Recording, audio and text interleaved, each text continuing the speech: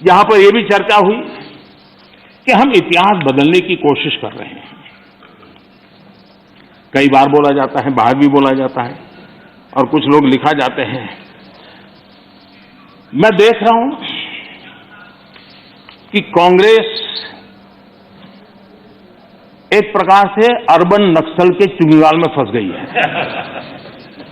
उनकी पूरी सोचने के तरीकों को अर्बन नक्सलों ने कब्जा कर लिया है, और इसलिए उनकी सारी सोच गतिविधि डिस्ट्रक्टिव बन गई है, और देश के लिए चिंता का विषय, बड़ी गंभीरता से सोचना पड़ेगा। अर्बन नक्सल ने बहुत चालाकीपूर्वक कांग्रेस की इस दुर्दशा का फायदा उठा करके उसके मन को पूरी तरह कब्जा कर लिया, उसके विचार प्रवाह को कब्जा कर लिया है, और उसी के कारण बार बार ये बोल रहे हैं इतिहास बदल रहा है। आदरणीय सभापति जी, हम सिर्फ कुछ लोगों की याददाश्त को ठीक करना चाहते हैं, थोड़ा उनका मेमोरी पावर बढ़ाना चाहते हैं। हम कोई इतिहास बदल नहीं रहे हैं। कुछ लोगों का इतिहास कुछ ही साल से शुरू होता है, हम जरा उसको पहले ले जा रहे हैं और कुछ नहीं कर रहे। अगर उनको 50 साल के इतिहास में ही मजा आता है तो हमको 100 साल तक ले जा रहे हैं, किसी को 100 साल तक मजा आता है तो हम 200 साल के इतिहास में ले जाते हैं, किसी को 200 से लग जाता है हम 300 ले जाते हैं। अब जो 300 साढ़े 300 ले जाएंगे तो छत्रपति शिवाजी का नाम आएगा ही आएगा। हम तो उनकी मेमोरी को सतेज कर रहे हैं, हम इतिहास बदल नहीं रहे। कुछ लोगों का इतिहास सिर्फ एक परिवार तक सीमित है, क्या करें इसका? और इतिहास तो बहुत बड़ा है, बड़े पहलू है, बड़े उतार चढ़ाव है, और हम इतिहास के इस दीर्घकालीन कालखंड को याद कराने का प्रयास कर रहे हैं, क्योंकि गौरवपूर्ण इतिहास को भुला देना इस देश के भविष्य के लिए ठीक नहीं है।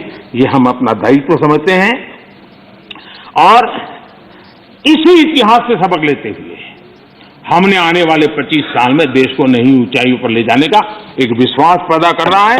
और मैं समझता हूं ये अमृत कालखंड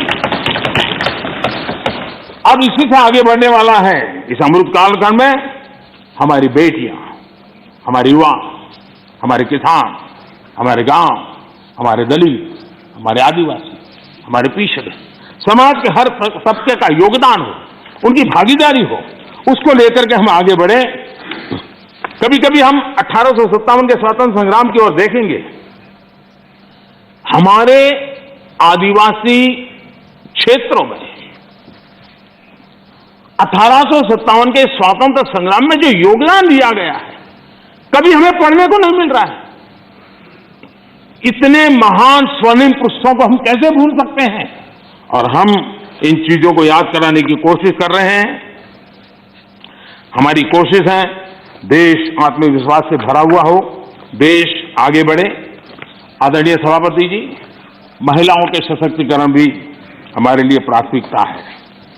भारत जैसा देश 50% आबादी हमारी विकास यात्रा के जो सबका प्रयास का विषय है, उस सबके प्रयास में सबसे बड़ी भागीदार हमारी माताएं बहनें। देश की 50% जनसंख्या, और इसलिए भारत का समाज की विशेषता है, अपनी परंपराओं में सुधार करता है, बदलाव भी करता है। ये एक जीवन समाज है। हर युग में ऐसे महापुरुष निकलते हैं जो हमारी बुराइयों को से समाज को मुक्त करने के लिए प्रयास करते हैं। और आज हम जानते हैं महिलाओं के संबंध में भी भारत में कोई आज चिंतन हो रहा नहीं, पहले से हमारे आज चिंतन हो रहा है। उनके सशक्तिकरण को हम प्राथमिकता दे रहे हैं।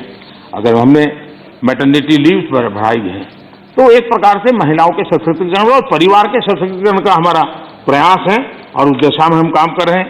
बेटी बचाओ बेटी पढ़ाओ, आज उसका परिणाम है कि जेंडर रेशियो में जो हमारी असंतुलन था उसमें काफी अच्छी स्थिति में हम पहुंच गए, और जो रिपोर्ट्स आ रहे हैं उसमें आज हमारे कुछ स्थानों पर तो हमारे यहाँ पुरुषों से माताओं बहनों की संख्या बढ़ रही है।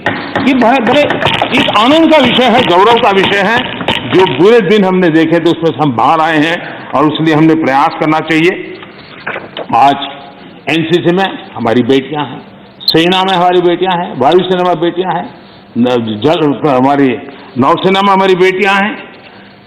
3 तलाक की कुप्रथा को हमने खत्म किया, और मैं जहां जाता हूं मुझे इन माताओं बहनों का आशीर्वाद मिलता है, क्योंकि 3 तलाक की प्रथा जब खत्म होती है तब सिर्फ बेटियों को न्याय मिलता है ऐसा नहीं है, उस पिता को भी न्याय मिलता है, उस भाई को भी न्याय मिलता है जिसकी बेटी 3 तलाक के कारण घर लौट के आती है, जिसकी बहन 3 तलाक के कारण घर लौट के आती है। इसलिए ये पूरे समाज के कल्याण के लिए है, ये सिर्फ कोई महिलाओं के लिए है और पुरुषों के खिलाफ ऐसा नहीं है, ये मुसलमान पुरुष के लिए भी उतना ही उपयोगी है, क्योंकि वो भी किसी बेटी का बाप है, वो भी किसी बेटी का भाई है, और इसलिए ये उसका भी भला करता है, उसको भी सुरक्षा देता है। और इसलिए कुछ कारणों से लोग बोल पाए न बोल पाए, लेकिन इस बात से सब लोग एक गौरव का आनंद तो भरते हैं।